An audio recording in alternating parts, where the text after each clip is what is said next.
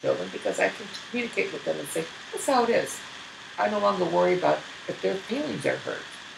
I'm not cruel, but I don't worry about, gee, I hurt your feelings because if this is how I feel. Uh, I think I do better at work because I can communicate that way. I am not a person who yells and screams and that kind of stuff all the time. I can communicate with a person to let them know that, you're not doing it right. And I've had parents say to me, she says such rude things, but she says them oh so sweetly. Because it's true, I love it. If you want this, this is how it goes. And sometimes parents like to hear it, sometimes they don't. But I'm an honest person. I make it a point I don't lie because I can never remember the lie anyway. So I don't bother. I can barely remember the truth half the time. But I just make it a point to, yeah, in that regards, yeah, sometimes definitely wish I was educated. From that point on, the security, I would have probably had a different relationship with him because I would have felt I was on equal ground and that I'm entitled to certain things as well. Mm-hmm. What was your relationship with your kids? Like, was he a good dad to them, or like was he was good? He was an excellent father to my daughter. My sons have told me things. It's a little bit more questionable with them for whatever reason. I don't know. I don't care. I'm not going to make that judgment. But right now they have a wonderful relationship, and that was because when the time came that he was leaving us, I made sure that he had full access to them, and I almost forced them on him so that the kids could have their dad, so their dad could get to know what great kids they were, and I think that's the reason. Plus, he was remarried, and Verna loves them because she just never had children. So his wife just loves the kids, and she's a mom, which is fine with me. Take them on, go. They're yours. Not A for me. That's it. Yeah, I get a break.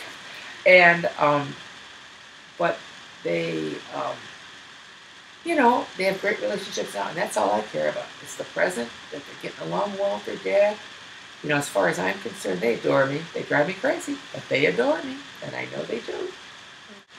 And that's how you always need to look at life. Yeah, what's going to happen in the future. So, and then I just want to refer back to kind of like the relationship aspects of stuff, because even though money is like really awesome, mm-hmm. But like in your opinion, like what was the most beautiful thing about marriage? That you had a partner. You felt it was a partner for life, and that's when you pick a person to be married to. Make sure that you're going to stay with that person forever. It isn't just a 2-year or 3-year or 20-minute. You see a lot of that with the stars and with the celebrities and stuff like that. It's very painful. Divorce is very painful, even if it is it's mutual and there isn't any problem with money. It's extremely painful. It's very bad on your emotion. It's bad on your psyche, no matter what. Whether you're the person instigating it or whether you're the person on the other end who's person wants to leave them. You never feel very positive, and it takes a while for you to get over it. So when you decide to finally get married, make sure that this is the person that you want to stay married to. Number 2, when you marry someone, they marry into their family. And the funny part is, in my case, my father welcomed my ex-husband with open arms. My mother was good about it. His dad always loved me. His grandparents adored me. His siblings, he was the oldest, so all of his siblings loved me. And but his mother was very guarded towards me because I made her a mother-in-law. Because I married the oldest son, and then we had our first child. I made her a grandmother. I don't think it ever really sat with her. I think she always has a young outlook on life and all. And the strange part is now she absolutely adores me. And we've been divorced for a long time because I think in her heart she understands that it wasn't necessarily my idea to really move that way. I really wanted to try to work things out and to stay with him because I married him, I thought, for life. And when it got to the point where there was no giving on his side, you can lead a horse to water, but you can't make him drink. That was my outlook with him, and it happened. So I just let it go through the motions, and that's what happened. 5 years, that's like a quarter of a century. It is. It was a long time. Yeah. That's not almost working. Yeah, he left a month after our 25th anniversary, and okay, it happened. It was really no big surprise, and I was fortunate enough. I had this huge friend group, and I have it here, Chicago, Northern California. I have friends still in Minneapolis.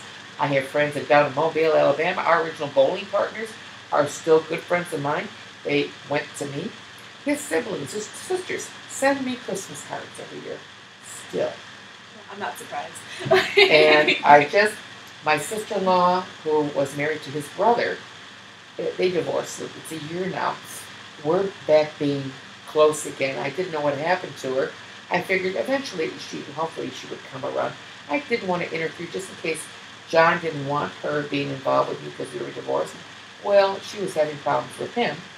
And we're like this. We're true buds. We always were. Her parents, especially her dad, loved the fact that she was an only child, and that I just grabbed her every time. She was my sister. She was just part of the crowd, and she still is. And so we talk at least every other week. When you're married, you're going to marry for life. It isn't just the wedding. It's that's the down payment. It's everything after that, and making sure that you can support that person, they can support you. Good times and bad. And keep the lines of communication open. Would you say like that was the most difficult thing to keep a Keeping relationship that together? open Is was like keeping communication. He did not want to talk about things. He almost didn't care, I think, a lot of times about what I had to say. But that happens. It happens. You know, again, I had the best in a marriage, and I also had, unfortunately, the worst in a marriage. But I also had the best in the divorce too. We're very amicable, and I've told the kids, we can get together for. I've even said, let's, we had Thanksgiving together, not this last year, the year before, and Verna said we should do this because I do it every Wednesday night because then the kids can go and do what they want with their significant others' families, the children, and they were amicable. Well, I can do the same thing. On my end, I'm fine. With my ex-husband's wife, we're fine with stuff. And I don't know if that drives him crazy or not. Who knows? Who cares? I don't care. Does he still not communicate that stuff? Like, we don't talk. I mean, I just say hi, And my son graduated from the police academy, and he was there at the party. I came with a date. Some of the teachers in school were there. Oh, please, that wasn't even a date. I just bring him with whenever I go anywhere. It's called dragging him along. And my children refer to him as stepdad. It even kills me even more. They think it's funny. There were other teachers that were there that are friends with my son and all like this. And my ex-husband just went into a corner and kind of sulked and all like this. And my sister was there from Chicago with her and tried to bring him up. I said, just leave him. He'll come around if he wants to. If he wants to sit there, just leave him. Just let him sit there. He's fine. Come over here and enjoy yourself. And then he realized that nobody was going to make a big deal about him, including his wife, because she was having a couple glasses of wine. And my kids were all dancing, and they were showing other kind of crazy dancing. And I'm shaking my head going, I can't believe they're dancing like that. And just getting crazy and having a wonderful time. And other people who graduated with my son from the police academy, some of the sheriffs and all like this, all came over. We had a huge thing going on. And if he's pushed to join, he can. Maybe he doesn't like large crowds. I don't know. I had no idea at this point. But I had a wonderful night. And I was very amicable. I wasn't mean about saying, just leave him alone. Just like, he'll be fine. Just let him sit there. Maybe he just needs a quiet moment.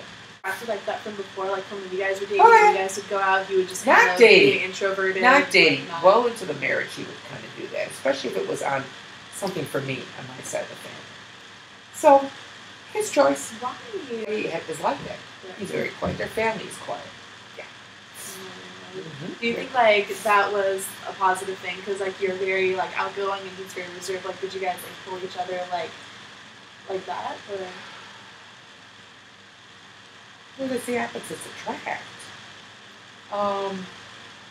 I'd go to his company parties, and I always made sure I sat with the bosses and talked to them, and they knew who I was. And pull the secretaries off the tables, and they'd be dancing on the tables, and they'd want me to join them. I'm not getting up on the table. No, thank you, and all.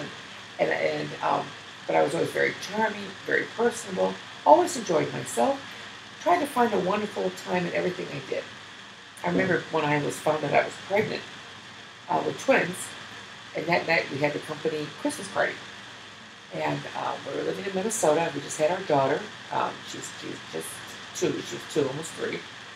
And the former owners of the company that at that time Waste Management had just purchased, and the dispatcher, the head dispatcher, I walked in the door and I found out what I call 40 days and 40 nights before it rained, because they were born, it was December 12th, 13th, and I found out January 25th when I had them. And they walked me around like I was this heralded thing. And I was like, Barbara's having twins. Barbara's having twins. And that didn't sit well with him that night. I know it didn't. And I was trying to just kind of diffuse it, because I was kind of getting the center of attention. He always said, you always want to be the center of attention. Maybe I did. Came from family of 5. 3 handicapped. Maybe I did. Who knows? Maybe that was the part that drove me crazy, that he'd go more into reserve and not want to get involved that way. I don't know. Because when I go to his family functions, his family was quiet. But his outlying family, his parents, sisters and brothers, they were both sides of him, they were crazy. And I fit right in. And they loved me. His aunts, his uncles, they all loved me. Because and they said, oh, you're so good for our nephew, you're so good for our nephew. Well, he would put on a different face when he would be with them. Because when then we would go home, turn it off, I don't want to see it. Sometimes he'd say that to me. Which is okay. That's what he needed. So, maybe in that regards, yeah. But I always try to find the positive in everything. And in everybody. Sometimes that ain't easy. In any relationship, good or bad, sometimes you get out of it what you put into it. I thought I was doing the right thing. You learn by everything else. I often think that couples should go through therapy before they get married, or when they start to become serious. And because you don't know, and to be able to say things to people in a controlled setting without getting angry is the way to go. I don't know what happened with my sister and brother-in-law. They have a fabulous relationship, a wonderful marriage, and they've had some major rallies in their lives. And they've weathered the storm. They've lived in the same area where they were born and raised. And it's like, maybe that's what would have helped, that I would have had more family around me, more of my familiar friends. But I haven't been able to meet all the hundreds and thousands of people I've met over my life now. And I have a huge friend group that has helped me through everything. And I also only go after the happily married husbands and ask them to do things for me, because all they want is a sandwich and maybe a drink. I don't have to worry about anything else. And they're only the happily married ones I go after. Can you fix my plumbing? And when you love your job, this is not a job. I love you kids. I love you kids. And man, sometimes you drive me crazy doing things and saying things and being nuts. And I want to shake you and pay attention to me. I'm old. I look through it. You know what I mean? Yeah. Some of the kids come back and say, "You're right, Mrs. Kiely." Hello. Hello. Yeah, I know everything. I know. I love to harass people. That's my goal in life. Oh my god, It's a wonder I have any friends. Vic, I love you. Oh, so much. Oh, you're wonderful. So when you get that 80, you win that Academy Award. I want to be discovered.